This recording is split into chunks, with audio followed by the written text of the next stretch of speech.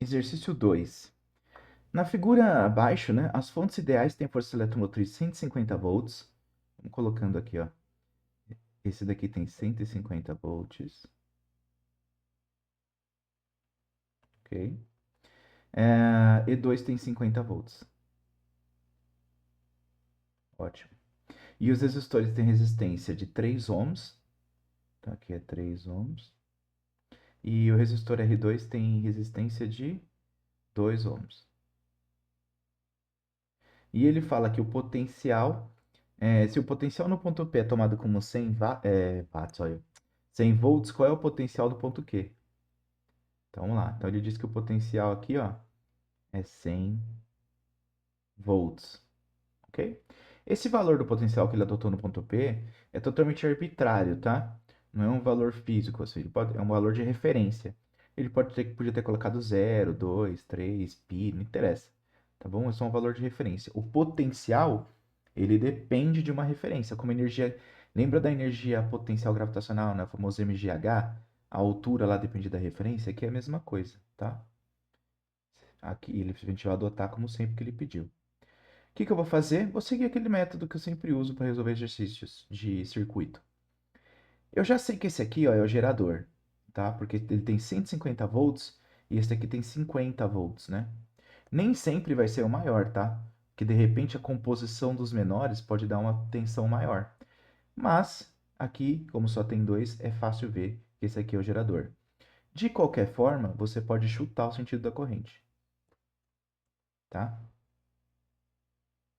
Eu vou colocar esse daqui, mas não tem problema. Você pode chutar que vai dar certo. A única diferença é que vai dar uma corrente, quando você calcular, né, vai dar negativo. Se der negativo é porque você chutou errado. Aqui a corrente sobe, ó.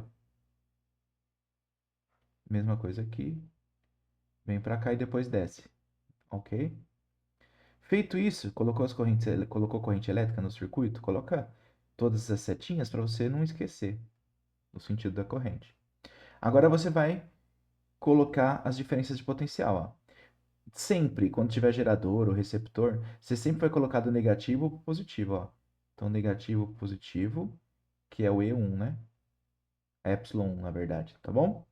Aqui do negativo para o positivo, ó, Epsilon 2. Então tá bom. Agora vamos para os resistores. Eu vou descer aqui, ó, tô seguindo o sentido da corrente.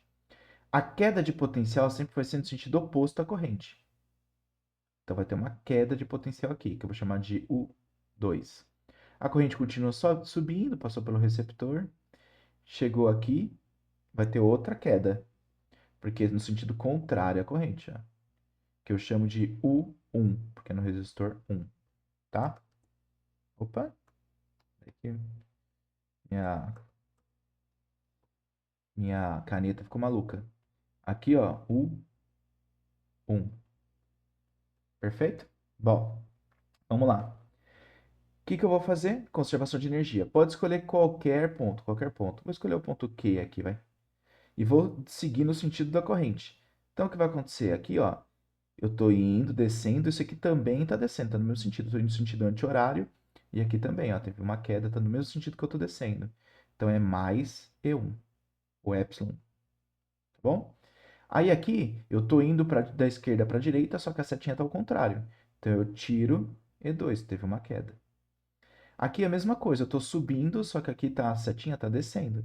Então, tiro o epsilon 2. Aqui, eu vou tirar o 1, porque eu estou indo da direita para a esquerda, o 1 está no sentido contrário. Então, 1.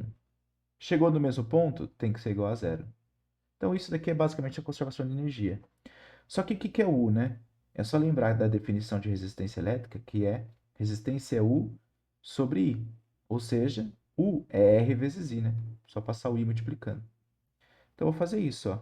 Vai ficar epsilon 1 menos R2 vezes I menos E2, epsilon 2, menos R1 vezes I. Isso é igual a zero, tá? Bom, consigo achar o I aqui. Eu vou isolar o R2, vou isolar os Is, né? Vou passar o R2I e o R1I para o lado direito e colocar o I em evidência. Então vai ficar assim, R2 mais R1 vezes I é igual a E1 menos E2. Então, o que é a corrente elétrica? Vai ser E1 menos E2 dividido por R2 mais R1. O que faz bastante sentido, pessoal. Olha só. A diferença de potencial que vai estar aplicada nos resistores é justamente a diferença entre o que foi dado no gerador e o que o receptor pegou, né? Então, vai ficar 150 menos 50, que é o saldo, dividido por R2 mais R1. R2 é 3, R1 é 5. Oh, perdão. R1 é, que eu já estou dando a resposta, né? R1 é 3, R2 é 2, cuja soma dá 5. Vou colocar aqui 3 mais 2. Então vai ficar 100 dividido por 5, que é 20 amperes. Perfeito? Então achamos o item A.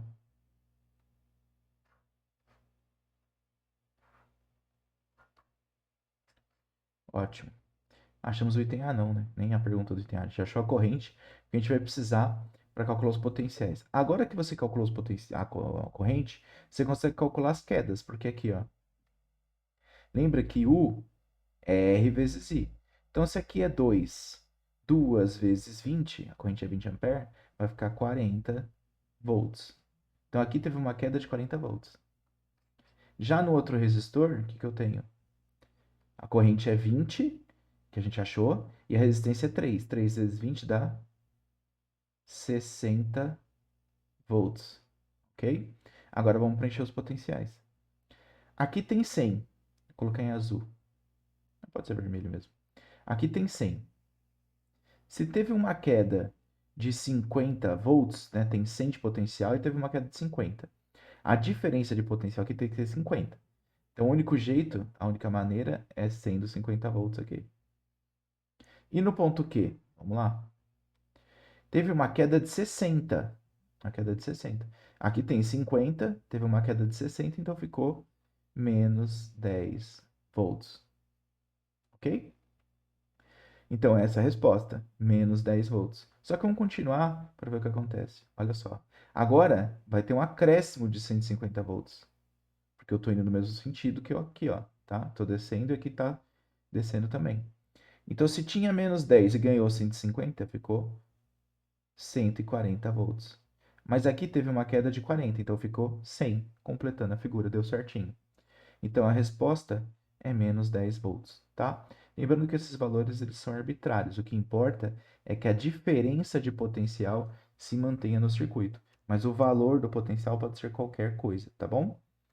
Depende de uma referência. É isso. Qualquer dúvida, é só deixar aqui nos comentários, pessoal. Abraços e até mais.